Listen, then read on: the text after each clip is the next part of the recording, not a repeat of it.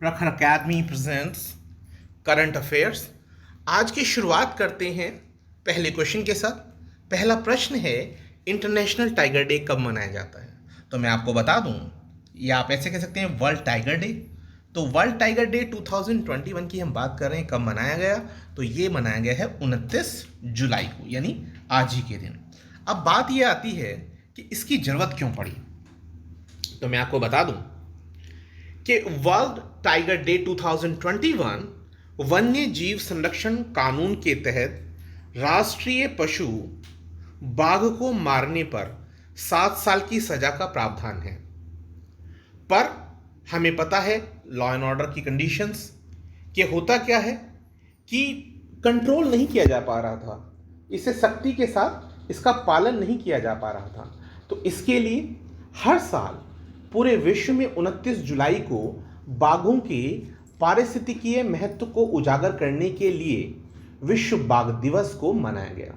इसकी शुरुआत कब हुई? इसकी शुरुआत हुई थी सन 2010 में सेंट पीटर्सबर्ग टाइगर शिखर सम्मेलन में। बाघों की दुर्दशा पर दुनिया का ध्यान आकर्षित करने के उद्देश्य से इसे शुरू किया गया। बात समझ में आती है? अब प्रश्न ये भी आता है कि भाई हमारा जो राष्ट्रीय पशु है वो बाघ कब बना?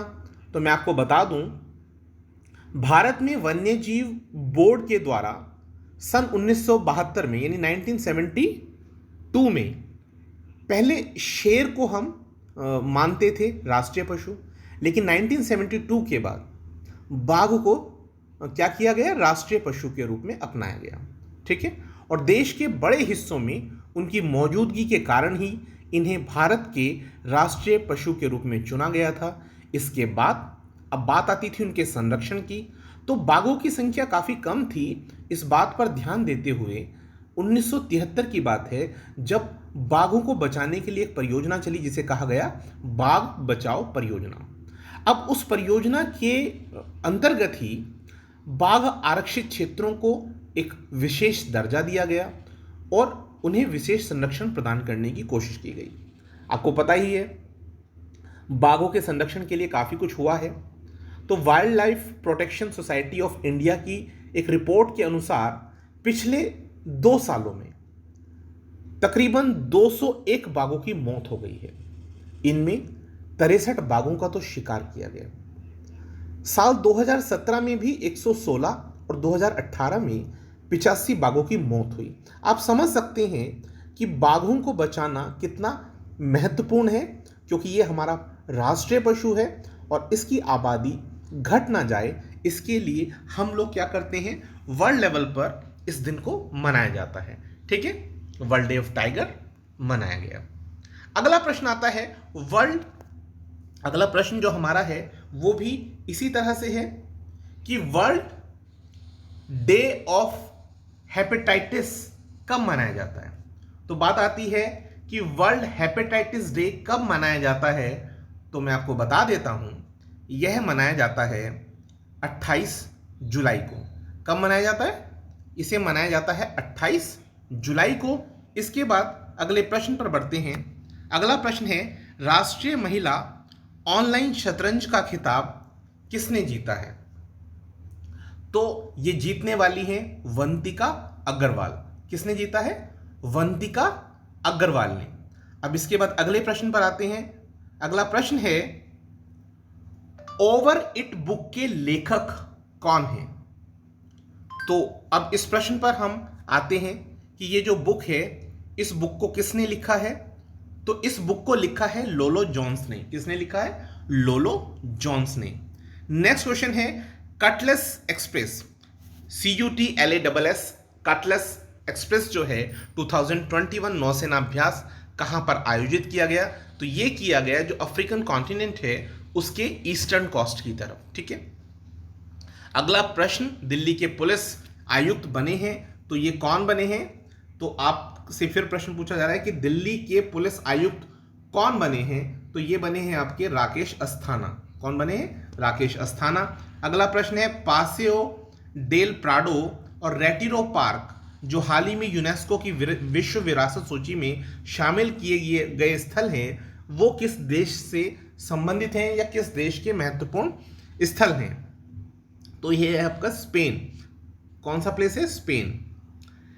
किस राज्य के मुख्यमंत्री ने बांस औद्योगिक पार्क का हाल ही में शिलान्यास किया? तो ये किया है असम में। असम के जो मुख्यमंत्री है उनके द्वारा। अगला प्रश्न है, नोबेल पुरस्कार विजेता स्टीवन वेनबर्ग का हाल ही में निधन हुआ, वो किस क्षेत्र से संबंध रखते हैं? तो ये नोबेल पुरस्कार विजेता है किसमें? फिजिक्स में। फिजिक्स में इन्हें नोबेल मिला है।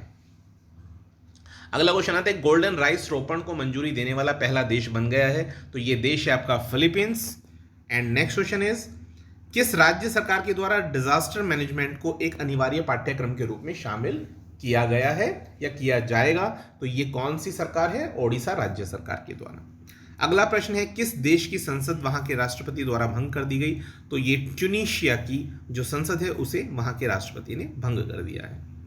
हाल ही में रक्षा मंत्री राजनाथ सिंह किस देश की आधिकारिक यात्रा पर गए हैं? तो ये गए हैं ताजिकिस्तान की यात्रा पर। नेक्स्ट क्वेश्चन है, 27 जुलाई को सीआरपीएफ का कौन सा स्थापना दिवस मनाया गया? तो ये मनाया गया था 83वां स्थापना दिवस। किसका? ये मनाया गया सीआरपीएफ का 83वां स्थापना दिवस। अगला प्रश्न आता है, ग्रीन सोहरा नवीकरण अभियान किसके द्वारा लॉन्च किया गया? तो ये किया गया जो हमारे गृह मंत्री हैं अमित शाह जी, उनके द्वारा चेरापूंजी में यह अभियान लॉन्च किया गया। नेक्स्ट क्वेश्चन आता है कि नौका क्या है जो आजकल चर्चा में है? देखिए बहुत इंपॉर्टेंट क्वेश्चन था, कल क्लास नहीं हो पाई तो इसलिए मैंने आज इसको शामिल किया है। What is Nauka? The module Russia is sending to the International Space Station. जो नौका है उसका जो मीनिंग है रशियन लैंग्वेज में वो होता है साइंस यानी विज्ञान। Is the biggest space laboratory. तो कोई पूछता है नौका क्या है, तो ये है रशिया के द्वारा भेजी जाने वाली एक बिगेस्ट स्पेस लेबोरेटरी है जो रशिया ने लॉन्च किया है। It was sent in to the orbit on July 21 and will take 8 days to reach the International Space Station. You are getting? A Proton M booster rocket carrying the Nauka module blast off from the launch pad at Russia's space facility in Baikonur, Kazakhstan, Wednesday, July 21, 2021। आपको पता होगा space agency उनकी है Roscosmos space agency है, उसके द्वारा pairs a Russian module on the International Space Station used as a docking port of spacecraft and as a door for cosmonauts to go out on spacewalk was on Monday detached from the 22-year-old floating laboratory। ठीक है, तो आप समझ गए होंगे। अगला प्रश्न आता है कि मीराबाई चानू को किस राज्य सरकार ने एएसपी नियुक्त किया है? तो ये नियुक्त किया गया है मणिपुर राज्य सरकार के द्वारा। अगला प्रश्न, डॉक्टर एपीजे अब्दुल कलाम जो हैं अब्दुल कलाम, उनकी छठी पुण्यतिथि कब मनाई गई? तो ये मनाई गई 27 जुलाई को। नेक्स्ट क्वेश्चन आता है कि सिंगापुर स्थित या सिंगापुर बेस्ड ग्रेट लर्निंग जो है उसका $60 करोड़ में अधिग्रहण किस कंपनी के द्वारा किया गया? तो ये फेमस सी कंपनी आप जानते हैं बायजूस जो कि एक एजुकेशनल प्लेटफॉर्म है, उसके द्वारा इसे परचेज किया गया। Thanks a lot for watching this video. Have a good night.